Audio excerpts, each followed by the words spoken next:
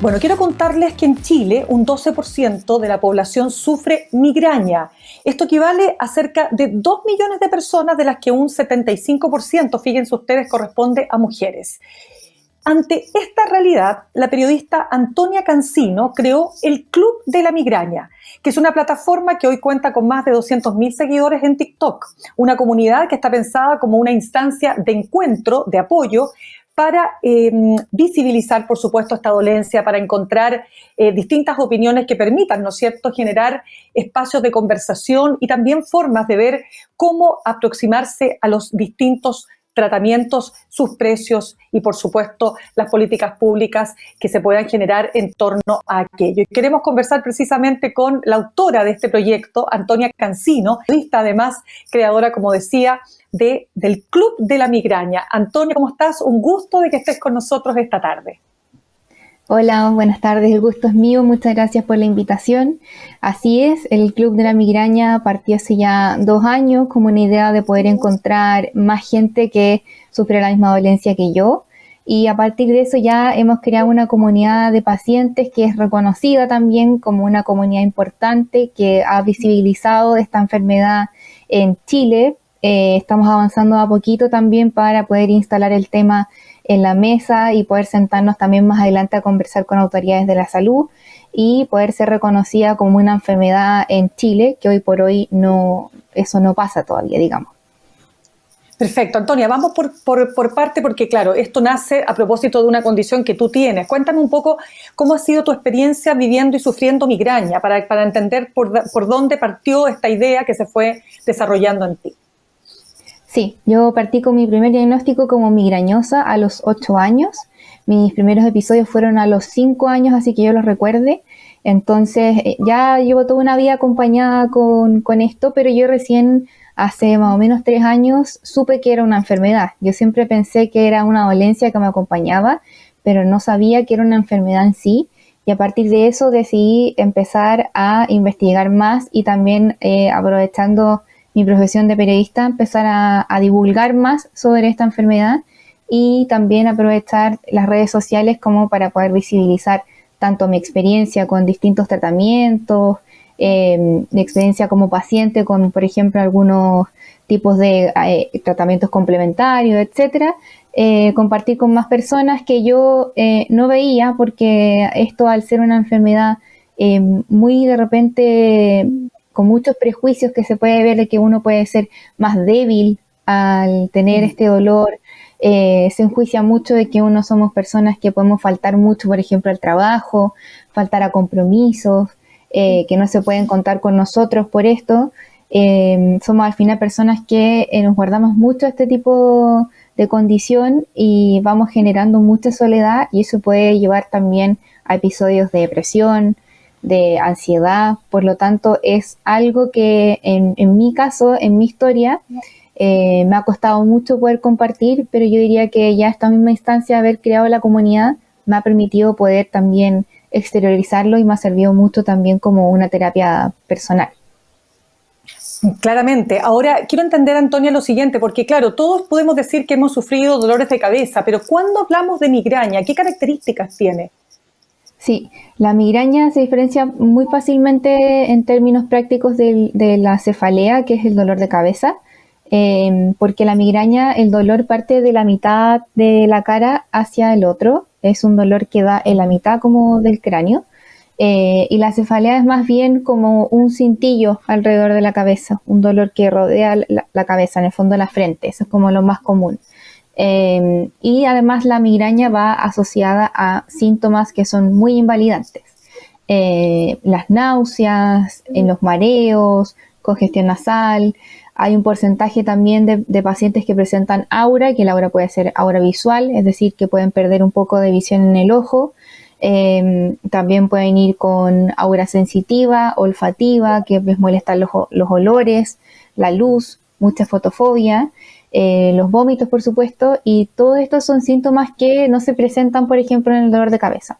Entonces, esa es una gran diferencia entre una migraña y un dolor de cabeza. Ahora, la migraña también es conocida como jaqueca. Entonces, si hablamos de jaqueca o migraña, está bien, son sinónimos. pero no así el dolor de cabeza y la migraña, que son cosas completamente distintas y que hay que saber diferenciar en el fondo. Claramente. Ahora, Antonia, ¿esto tiene un componente genético? ¿Es tu caso? ¿Hay alguien de tu familia que también sufra de migraña? Sí, hay un componente genético importante. La mayoría de los pacientes de migraña son con componente genético. En mi caso, el componente genético viene de parte de mi mamá. También está estudiado que la mayoría de los casos viene de la parte materna. En mi caso viene de parte de mi mamá, mi abuelo, mi bisabuela y así hacia atrás. Y en el caso de también mi familia, por ejemplo, mis dos hermanas más, somos tres, también son migrañosas. Se da mucho a las mujeres, como comentabas, sí. Exactamente. ¿Qué efectos ha tenido esto para tu vida? Porque tú dices tiene efectos muy invalidantes. ¿Cuáles son esos efectos? ¿Qué es lo que nos podrías compartir? Yo diría que lo principal es llevarlo mucho en soledad, no exteriorizarlo, tener temor a ser visto como alguien que no es capaz de cumplir con sus responsabilidades. Entonces uno siempre lleva al final esto como una autoexigencia mucho más grande de lo que podría llevarle una persona normal. De esto está estudiado que las personas migrañosas tienen una personalidad migrañosa, donde esa persona es mucho más autoexigente que otra, por ese temor que tiene al prejuicio de, pucha, tengo miedo de que piensen que yo no voy a cumplir con mis labores porque yo ya dije que soy migrañosa. Y ese temor a mí personalmente me ha acompañado mucho, como de que me dejen de invitar, por ejemplo, en los vínculos más personales de amistades, que me dejen de invitar a, no sé, instancias sociales, a carretes, por ejemplo, cumpleaños o juntas de amigos, porque yo muchas veces digo que no última hora, o simplemente no puedo ir porque estoy en cama con una crisis muy fuerte y no me puedo levantar. Y ese temor acompaña mucho a los pacientes a lo largo de toda su vida. Entonces yo creo que es una enfermedad muy solitaria, de la que no se sabe mucho tampoco, porque cada paciente tiene una reacción muy distinta a los tratamientos y no tiene cura. Además, es algo que no tiene cura hoy en día. Entonces es incierta, es solitaria, es invalidante y es muy frustrante. Entonces es algo difícil manejar desde la perspectiva psicológica, más aún cuando no está reconocida por un sistema de salud. Antonia, ¿hay factores que en general están presentes previo a la crisis de migraña? O sea, ¿hay algún hecho que gatilla naturalmente esa crisis? Sí, existen distintos gatillantes, que ahí es súper importante que las personas que sufren de migraña los tengan identificados, porque son gatillantes generales, pero en el fondo cada uno tiene los suyos, digamos. Están los gatillantes alimenticios, que hay, por ejemplo, ciertos alimentos que tienen características que están asociados a generar una migraña, por ejemplo, alimentos muy inflamatorios, altos en histaminas, altos en sal, en azúcar. En general tienen que ser muy cuidadosos los migrañosos con su alimentación. También hay gatillantes como el estrés. Eso es súper importante también, tratar de mantener en lo posible una vida más o menos manejado, el estrés como más o menos nivelado. También hay gatillantes como los olores, que ese también es como, ese sí que es súper individual. Por ejemplo, yo te puedo decir que a mí el olor a vainilla me gatilla un dolor de cabeza, o sea, una migraña al tiro, y hay otros que no sé, pues el olor a naranja, y no tiene ninguna explicación. O sea, no es como que te pueda decir el médico sí me dijo que la vainilla es por esto. No, son factores muy personalizados, por eso también es tan difícil llegar a un tratamiento en común. Cada paciente se atiende de una forma distinta y por eso también es tan difícil de poder tratar en el fondo. No, me imagino. Estamos conversando a esta hora. Perfecto, deja contarle a nuestros auditores que estamos conversando a esta hora con Antonia Cancino, periodista y creadora del Club de la Migraña. Antonia, cuando tú creaste este grupo, que además, como decíamos al comienzo, tienes en TikTok más de 200.000 seguidores, ¿qué crees tú que motivó a las personas a seguirte? ¿Qué buscaban en esta comunidad? Hay una frase que yo diría que resume todo, que es yo pensé que solamente a mí me pasaba. Mira. Y también hay otra que es súper representativa, que es yo pensé que estaba loco o loca. Porque de repente son cosas mismas, así como, no sé, congestionarse, por ejemplo, cuando te duele la cabeza. uno como que se congestiona. O, por ejemplo, también pasa que cuesta mucho hablar y se te enredan las palabras, como una especie como de dislexia, que tiene otra palabra que es como más médica en el fondo. Todas estas cosas uno, si no hablaste nunca con un migrañoso probablemente, tú pensáis como, claro, esto es como idea mía, estoy media como loco, como, ¿qué me pasará? Entonces, todas estas cosas cuando le hemos ido conversando en el club, ha provocado esta sensación como de, mira, esto no solamente me pasaba a mí, no es una idea mía, como hay más personas como yo. Entonces ha sido como una sensación de mucho reconocimiento y yo creo que ese es como la gran gracia y como lo que nos une a todos, además del factor del humor. En eso TikTok ha sido como una gran plataforma que ha unido no solamente a chilenos, sino que hay una gran comunidad internacional hispanohablante, donde hemos como encontrado un poco la unión en torno al humor. Como TikTok se presta mucho para eso con los trends y todo, y nos hemos reído también de ciertas instancias como en torno a la migraña. Claro, de hecho uno va leyendo algunas de las personas que te escriben, ¿no? Dice, por ejemplo, una, sufro de migraña seguida, son terribles hasta que dan náuseas y vómitos. Esto se me produjo después que tuve a mi segunda hija, pero no eran tan seguidas hace 4 o 5 años, ya son muy seguidas y más cuando ando muy agitada o me llega mucho el sol. Hay como, más o menos tú lo planteabas, pero hay como elementos comunes más allá de que pueden haber factores distintos que los posibiliten. Sí, hay hartos factores comunes, sobre todo en las mujeres, o al menos que están más estudiados en las mujeres por ahora, como sobre todo los factores hormonales. Hay harto mito también sobre eso, pero factores comunes, por ejemplo, la presión atmosférica es un factor común que uno diría como, ¿por qué? Pero es un factor común. Los cambios de presión atmosférica producen también un gatillante de la migraña. Los cambios de temperatura también son un factor gatillante de migraña. Distintas etapas en la vida donde presentan más o mayor estrés también son gatillantes de migraña y es un factor común dentro de los migrañosos. Y por supuesto el no estar con un tratamiento preventivo o no tener controlado la migraña también es un factor gatillante súper común dentro de los pacientes. Hay otro relato, mira, desde los 12 años dice otra persona que escribe que sufro de migraña, a veces me duran 2 días, me he perdido muchas cosas y por aventurarme a otras, después pago las consecuencias, no es fácil convivir con ello, es decir, de alguna manera lo que tú decías, tienes que renunciar a ciertas cosas en tu vida porque sabes que si no te puede venir una crisis. Sí, totalmente. Hay muchas experiencias que de repente yo he abierto como, por ejemplo, estas cajas de preguntas en Instagram, como cuéntame tu experiencia de qué te has perdido. Hay gente que se ha perdido cumpleaños, funerales de repente porque las emociones son muy fuertes y te pueden desencadenar un dolor de cabeza, viajes, conciertos, un montón de instancias que son súper importantes, o hay personas que incluso en sus días importantes como sus matrimonios, sus graduaciones, el matrimonio de sus hijos, han tenido migraña en ese día y al final como que han manchado todo ese recuerdo. Entonces también hay muy poca como información en torno a cómo podemos los migrañosos abordar ese tipo de instancias. ¿Qué podemos hacer nosotros para que ese tipo de días nosotros los podamos abordar mucho mejor, gestionar mucho mejor las emociones para que no nos influya tanto? Si podemos tomar algún remedio preventivo o armar algún esquema que nos permita estar mucho mejor preparados. Hay muy poca información sobre eso y por supuesto al no ser una enfermedad reconocida hay mucho menos disposición o apoyo en la red pública, en el fondo, de salud pública. Claro, de hecho, Antonia, estoy viendo acá que en muchos testimonios las personas hablan de que toman varios paracetamol, se repite mucho el uso de un medicamento que es naratriptán. Entonces, sí. Primero, ¿qué estamos hablando cuando hablamos de ese medicamento?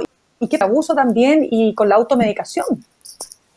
Sí, hay un tema súper importante en Chile, bueno, en general en Latinoamérica, sobre el abuso de medicamentos, pero principalmente hoy día yo diría que el problema es con la ergotamina, que es el conocido cefalmin, migranol, que es un remedio que en Chile viene de ya hace mucho tiempo, que ha hecho una cronificación del dolor, que en el fondo antes este remedio es súper fácil de conseguir, es súper barato, rodea los 1.000 pesos, entonces la gente lo usa, Y también es un tipo de medicina, un tipo de tecnología de medicina que es tan antiguo que probablemente esas personas fueron al médico hace 15, 20 años porque tenían dolor de cabeza y nunca más fueron y se quedaron con ese tratamiento. Y al hacer eso, lo que ellos provocan es que cronifican el dolor. Al usar tanto la medicina, probablemente ellos tenían migraña basal y al final terminan cronificándola por el abuso de medicamentos. Y lo que estamos viendo ahora es que al entrar esta nueva tecnología de medicamentos que son los triptanes, que como tú nombraste, naratriptán es un tipo de triptán, existen como 3 tipos de triptanes, también está existiendo, se puede dar este tipo de abuso de medicamentos. No es tanto al nivel de las ergotaminas como te comentaba yo, pero sí puede haber este abuso con esta nueva tecnología de medicamentos. Al no haber educación, porque no existe la enfermedad, al no haber tampoco acceso a poder tratarte, al poder ir a un médico que te pueda decir, mira, basta con prueba con este otro, vayamos con este tratamiento que te puede ayudar. Y también al existir muy poca información dando vuelta, por eso también es súper importante que existan asociaciones o comunidades como la de nosotros, como el club, que puedan informando más o menos también cuánto es lo que corresponde, cuándo parar, cuándo ir al médico, si es que sigue siendo persistente el dolor y si es que tienes que seguir tomando esta medicina. Absolutamente. Antonia, pero ¿cómo dirías tú que la medicina tradicional aborda este tema? Más allá de darte un remedio para paliar los síntomas, ¿tú dirías que hay suficiente comprensión de lo que está detrás de esta enfermedad? Yo diría que la migraña es tan compleja y como es tan distinta en los pacientes que hoy en día como que se queda corta en el sentido de que hay muy pocos remedios para cortar los ataques en ese sentido. Porque preventivos, que es como los remedios que te dan para ojalá exista menos frecuencia de los ataques en un mes, por ejemplo, existen varios tratamientos en el fondo que se pueden ir tratando y intercalando para ver si andas mejor. Para los ataques existen pocos, pero en la perspectiva, si miramos hoy versus 10 años atrás, han avanzado mucho. El tema está en el costo. El costo es altísimo y el acceso a eso es mínimo. O sea, hemos hecho encuestas dentro del club para ver cómo están los pacientes, si han podido acceder a los últimos medicamentos, a los últimos tratamientos, y el porcentaje de acceso es bajísimo. O sea, menos del 5% ha podido acceder a estos nuevos medicamentos. Entonces ahí también es carísimo y Chile es un país en el que han llegado las nuevas tecnologías, pero si hablamos de Latinoamérica en general, es muy poco los países en donde han llegado tecnologías. Y lo menciono en Latinoamérica porque la gracia del club es que si no es la única, es una de las pocas comunidades que tiene información en español respecto a la migraña. Entonces, la mayoría de la gente que está en el club es o de España, México, Argentina, Perú, Bolivia, Venezuela. Entonces, también recibo muchos casos de la comunidad hispanohablante, que eso es muy importante también, porque la mayoría de la información viene de Estados Unidos. Por último, Antonia, para ir cerrando, ¿hay ciertas enfermedades, o mejor dicho, condiciones que te pueden favorecer la migraña, por ejemplo, una sinusitis, o por ejemplo, algunas alergias, ¿no es cierto? Esas personas que son muy, muy alérgicas, ¿eso también podría generar espacios para que se te desarrolle una crisis? Sí, la migraña tiene harta comorbilidad con otras enfermedades y también con neurodivergencias. Con las típicas podría ser sinusitis, es súper fácil de desarrollar migraña a partir de la congestión, es muy común. El vértigo también te puede ayudar a desarrollar muy fácil una migraña. Problemas estomacales también. Por ejemplo, cuando hay muchos problemas estomacales y tomas demasiados medicamentos, también te pueden ayudar a desarrollar una migraña. Y al contrario, como una migraña que te puede desarrollar otro tipo de condiciones, la migraña te puede llevar a una depresión, ansiedad, también puede llevar a problemas estomacales a partir de demasiadas medicaciones para la migraña, problemas renales a partir de demasiadas medicaciones para la migraña, y así hay un montón de enfermedades que están correlacionadas y viceversa. Pero lo importante, como te digo... Claro. Sí, dime nomás, dime. No, que lo importante es tratar de mantener esa información siempre como al aire para que quienes estén en tratamiento lo sepan y estén conscientes de eso. Claro, no, lo que te quería solamente apuntar es qué pasa, por ejemplo, con una persona que trasnocha, que duerme poco, o que toma mucho café, o que toma mucho alcohol. También, pasto fértil para las crisis, me imagino, ¿no? Sí, totalmente. O sea, un migrañoso tiene que ser una persona que tiene una muy buena higiene de sueño, alimentación, ojalá con los accidentes identificados y una buena alimentación, porque si no, es una persona que fácilmente puede hacer ataques de migraña muy seguido. Hay personas, por ejemplo, que dicen como, yo me he encontrado también en el club, como personas que dicen como, no, yo me fumo un cigarro y después me tomo al tiro el remedio para el dolor de cabeza porque si no me duele la cabeza. Y es como, no, lo contrario que debería estar pasando es que no fumes porque si no vas a tener que recurrir a tomarte algo por dolor de cabeza porque fumar provoca dolor de cabeza. Entonces, ahí es donde es lo importante, que es ir educando también a la población. Totalmente. Antonia, ¿cómo te pueden ubicar las personas que nos están escuchando y viendo hasta ahora? ¿Cómo te pueden ubicar en cómo llegan a ti, a través de qué redes sociales, para que me especifiques ahí las cuentas? Sí, nos pueden encontrar en todas las plataformas como @Club de la Migrana, con N, porque la ñ no existe en redes sociales. Hay otra muestra de lo importante que es el español en las redes sociales. Y estamos en TikTok, estamos en Instagram, tenemos también en Spotify un podcast que se llama No es un dolor de cabeza, donde conversamos con hartos médicos sobre mitos, cómo abordar, así que hay harta información también. Y la página web www.clubdelamigrana.com. Excelente, Antonia Cancino, periodista, creadora del Club de la Migraña, que nos has traído un tema tan relevante. Quiero darte las gracias por haber estado con nosotros esta tarde. Muchas gracias y gracias a todos los que están escuchando. De todas maneras, que tengas buena tarde. Gracias.